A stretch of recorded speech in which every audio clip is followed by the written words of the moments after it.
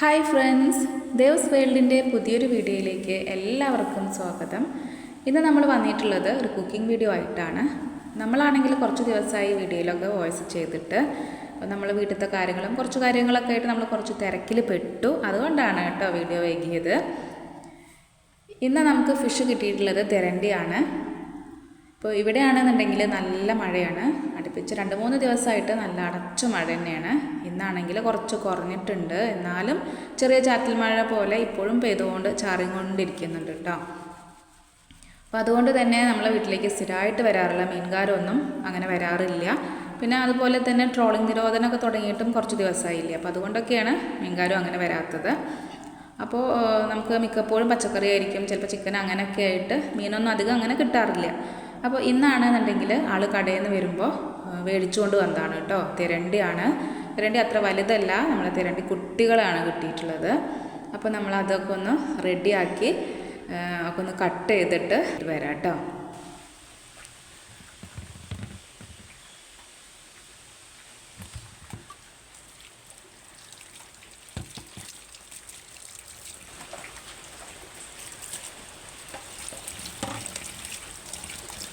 സാധാരണ ആൾ മേടിച്ചുകൊണ്ടിരുമ്പോൾ അതൊക്കെ കട്ട് ചെയ്തിട്ടാണ് കൊണ്ടുവരാറ്.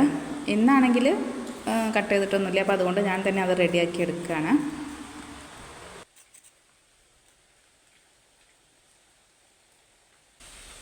കത്തി കൊണ്ട് അങ്ങനെ അത് മുറിക്കാൻ പറ്റുന്നില്ല. അപ്പോൾ അതുകൊണ്ട് കത്രികയൊക്കെ എടുത്തിട്ട് വരാം.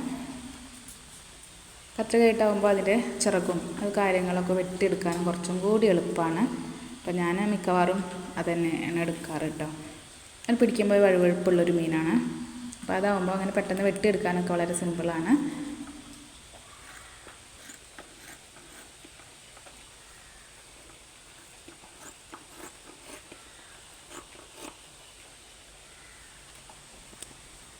ഞാൻ എൻ്റേതായ രീതിക്ക് അത് കട്ട് ചെയ്യാണ്. അപ്പോൾ പലരും പല രീതിയിലായിരിക്കും. ഞാനിങ്ങനെയൊക്കെയാണ് ചെയ്യാറ്.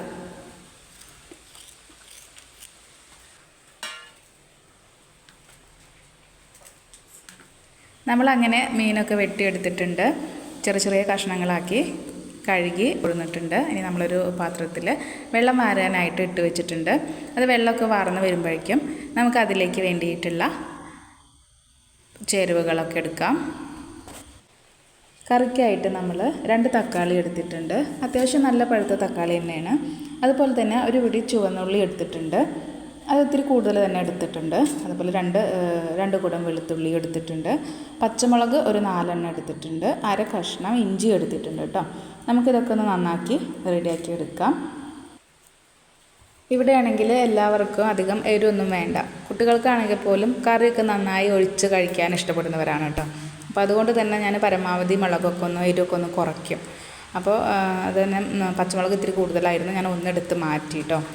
അപ്പോൾ എരിവിനനുസരിച്ച് നമുക്ക് ആവശ്യത്തിന് വേണ്ടതിനനുസരിച്ചിട്ട് ഇട്ട് കൊടുക്കാം.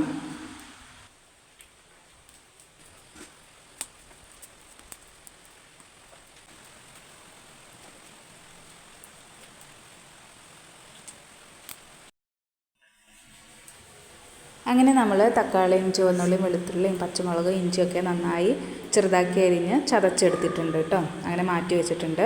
അപ്പോൾ നമ്മളിനി കറി വയ്ക്കാൻ പോവുകയാണ്. അപ്പോൾ അതിനായിട്ട് നമ്മളൊരു ചട്ടിയാണ് എടുത്തിട്ടുള്ളത്. അടുപ്പത്ത് വെച്ചിട്ടാണ് ഉണ്ടാക്കുന്നത് കേട്ടോ.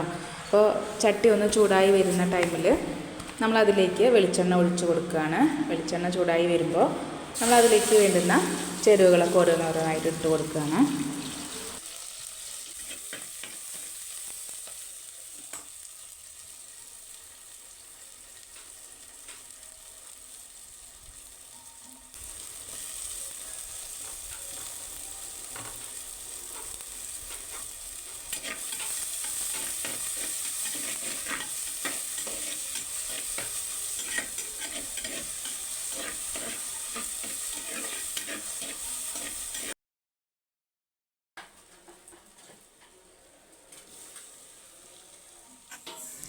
സാധാരണ ഞാൻ തിരണ്ടിയൊക്കെ കിട്ടുമ്പോൾ എപ്പോഴും തേങ്ങയൊക്കെ ചിരകി നന്നായി വറുത്തരച്ച് അങ്ങനെ കറിയാണ് വെക്കാറ്. അപ്പോൾ ഇന്നാണെന്നുണ്ടെങ്കിൽ ഞാൻ ഒന്ന് മാറ്റി പിടിക്കുകയാണ്. ഒരു മിളകൊക്കെ ഇട്ടിട്ട് കുറുക്കിയെടുത്തൊരു മിളകും കറിയാണ് കേട്ടോ ഉണ്ടാക്കുന്നത്. അപ്പോൾ നോക്കാം എങ്ങനെ ഉണ്ട് എന്നൊക്കെ.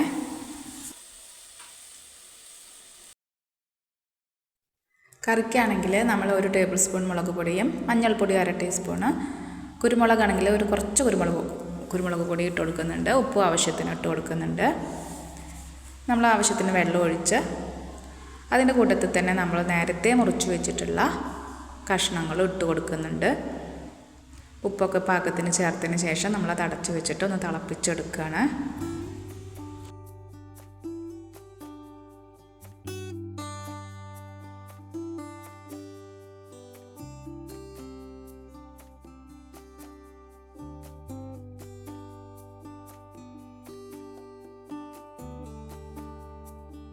നമ്മുടെ കറി ഇവിടെ നന്നായി തിളച്ച് വന്നിട്ടുണ്ട്. കറിയുടെ മേലെ നമ്മൾ കുറച്ച് വേപ്പിലയും കൂടി ഒന്ന് വെച്ച് കൊടുക്കുന്നുണ്ട്. നമ്മുടെ കറി ഇവിടെ നന്നായി കുറുകി വരുമ്പോൾ കുറച്ച് വെളിച്ചെണ്ണ എടുത്ത് കറിയുടെ മേലൊന്ന് തൂക്കി കൊടുക്കുക. അടച്ചു വെച്ച് ഒരു 10 മിനിറ്റ് കഴിയുമ്പോൾ നമ്മൾ കറിയുടെ പാത്രം ഒന്ന് തുറക്കുമ്പോൾ തന്നെ നമ്മുടെ കറി ഇവിടെ ചുവപ്പ് കളറിൽ റെഡിയായി വന്നിട്ടുണ്ട്. ഇനി ആവശ്യത്തിന് എടുത്ത് ഉപയോഗിക്കാം. സൂപ്പർ ടേസ്റ്റാണ്. അപ്പോൾ എല്ലാവരും ട്രൈ ചെയ്യുക. Okay, by.